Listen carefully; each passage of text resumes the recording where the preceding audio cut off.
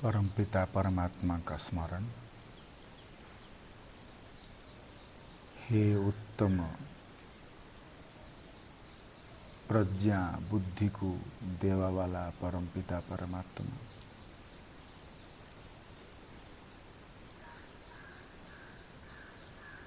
आपणकर मुख्य निज नाम ओंकार स्मरण पूर्वक ईश्वरंकर स्तुति करिया।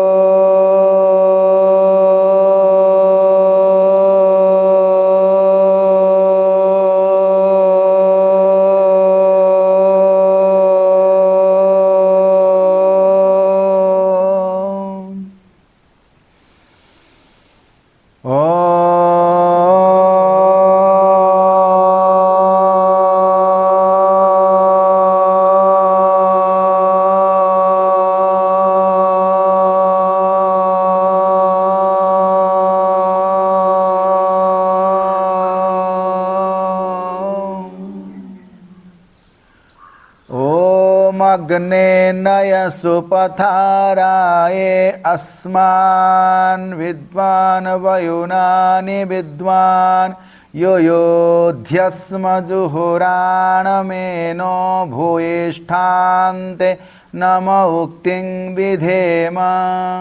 ओम शांति शांति शांति।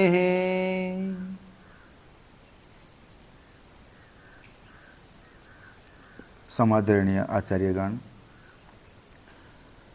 सम्मानीय पंडित जी, मुनिगण, ब्रह्मचारीगण, परमपिता परमात्मा अपार करुणार आम समस्ते मिसी देवयज्ञ संपादन कले। एवं वेद स्वाध्याय आज विशेष गोटे मंत्र यजुर्वेदर पंचम अध्याय गोटे मंत्र आ स्तुति प्रार्थना उपासना माध्यम रे महर्षि स्वामी दयानंद सरस्वती जी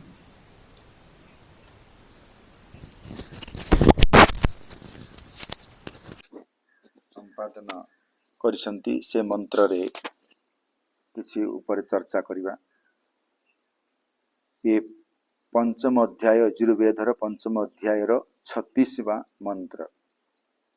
अग्ने नय सुपथाराये अस्मान् विश्वानि देव वयुनानि विद्वान् युयुध्यस्म जुहुराणमेनो भूयिष्ठान्ते नम उक्तिं विधेम। तो महर्षि पदार्थ लिखुचंती अग्ने सर्वनेतः परमात्मन्। परमात्मा सर्वनेत, नेत माने नेता, नेबा वाला, प्रेरणा करिया वाला, प्रकाश करिया वाला, आगकू उन्नति उत्कर्ष आड़कू नेवा वाला, यही भली परमपिता परमात्मन परमात्मा को अग्नि रूप में संबोधन करी महर्षि एटी लिखुचंती सर्वनेता अर्थात समस्त को नेवा वाला। एटी पक्षपात नहीं, समस्त परमात्मा प्रिय, समस्ते आमे माने समस्ते तांकर संतान।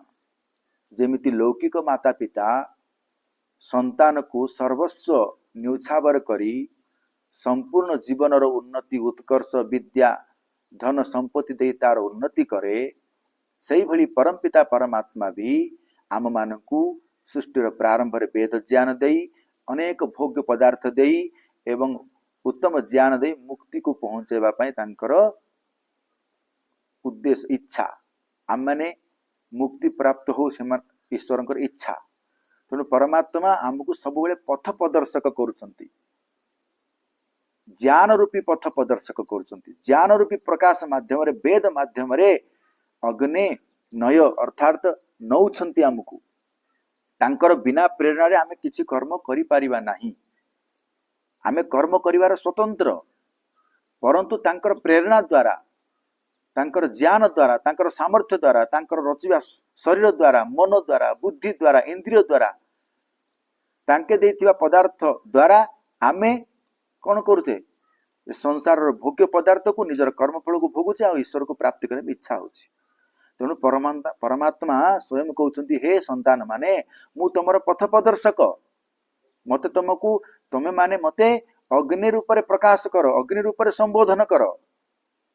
जिंदि भौतिक अग्नि प्रकाश करती, दाह कर ज्योति प्रकाश करे, से भली परमपिता परमात्मा ज्ञान रूपी प्रकाश करे। तेणु परमात्मा को अग्ने कुआगला। तेणु अग्ने नय सुपथा।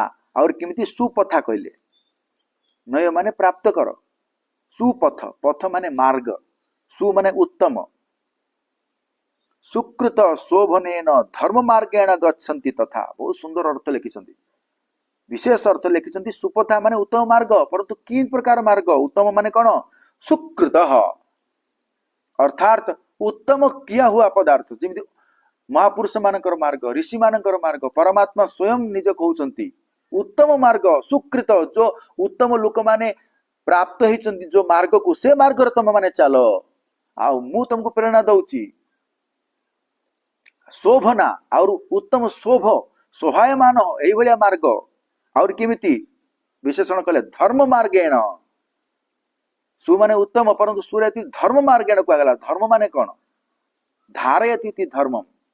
आमे दया, क्षमा, ज्ञान, धृति, क्षमा, दम, स्तेय, शौचम, इंद्रिय निर्गत, धीर, विद्या, सत्यम, अक्रोध, ये जो 10टा धर्म लक्षण, ये 10टी गुण अनेक गुण को जो आमे धारण करी ए मार्ग आमे किमिति जीवा। तेणु धर्म मार्गेण, धर्म मार्ग को मार्ग द्वारा कौन करियो? गच्छन्ति, आमे मानकु प्रेरणा करन्ति परमात्मा।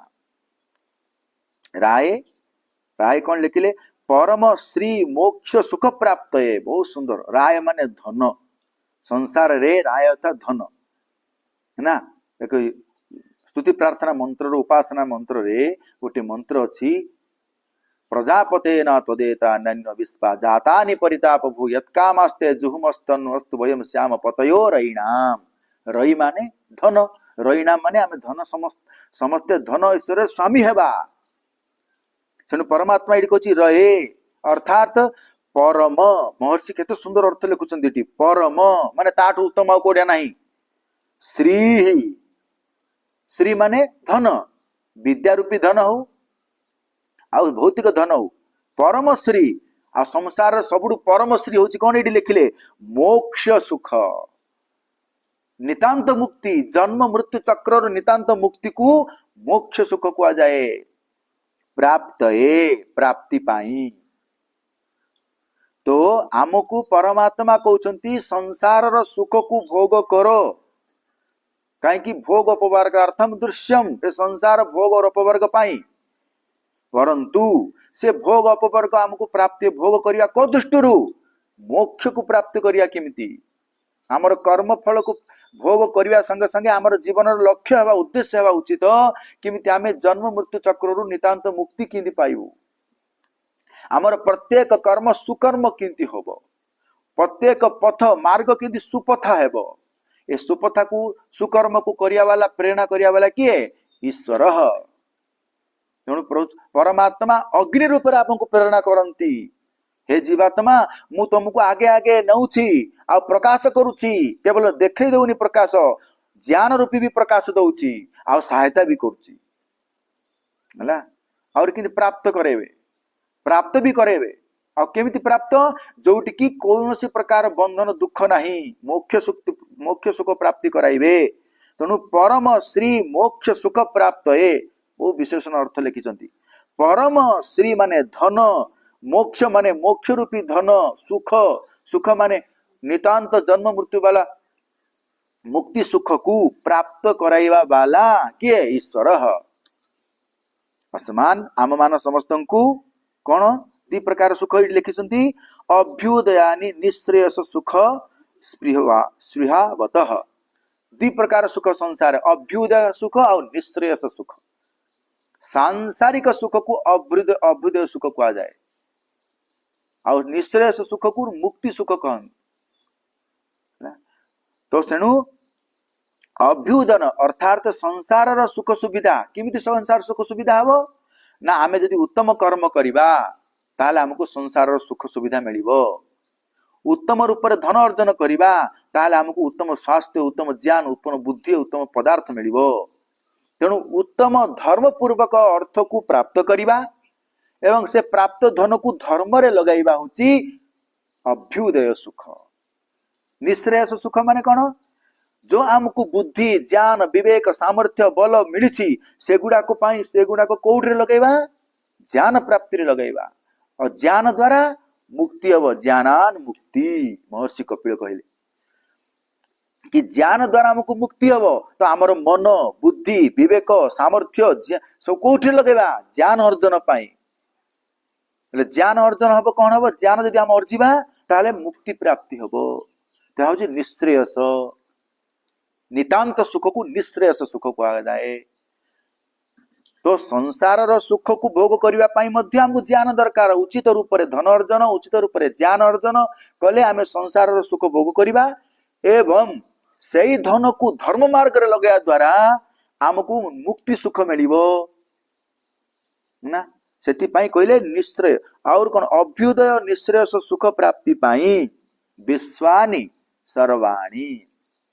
विश्वानि माने सर्वाणि संपूर्णानि। आमर संपूर्ण जीवन उद्देश्य कौन है दरकार? एक एव प्रयोजन ईश्वर। संपूर्ण जीवन उद्देश्य कौन पाए आम कर्म करिबा? प्रत्येक क्षण बा कौन कर्म आम करिया पूर्व विचार करिबा कि मोर ए कर्म मुक्ति प्राप्ति पाई बंधन पाई नाही। फिर भी आम अज्ञान द्वारा अविद्या द्वारा पूर्व जन्मर संस्कार कुसंस्कार द्वारा आमे विद्या को धन को प्राप्त छाड़ी अविद्या आड़ को चली जाऊे। तेणु आमर आत्मा को संस्कार करने पड़ो पवित्रता करने पड़ो ज्ञान अर्जन करने पड़ो। तेणु हे प्रभु आपण कौन करती? सर्वाणी सब प्रकार देव सर्व आनंद प्रापक। देवर अर्थ है सर्व आनंद प्रापक। तेणु महर्षि जी यजुर्वेदर गोटे अध्याय रे मनसोजवी ए मंत्र रे देवर अर्थ इंद्रिय कर। देव अर्थात इंद्रिय।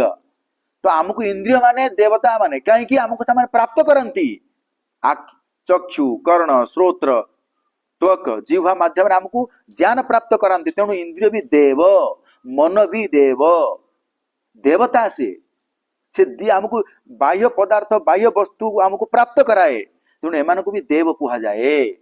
तेणु परम पिता परमात्मा ये कहते देव अर्थात सर्व आनंद प्रापक। ये ईश्वर भी देव है सब आनंद को प्राप्त कराया वाला। तेणु परम देव तांका ना होची परम देव परमेश्वर महादेव ईश्वर ना। आम मान को जो पदार्थ देइछन्ती इंद्रिय एगुड़ाक भी देव कहीं आमको से देउछन्ती। देउथिबारु तांको उच्च स्थान रखा जाए। जड़ देवता चेतन देवता उच्च स्थान जी रहे से होची देवता जे दिए से भी देवता और जे प्रकाश करे से भी देवता।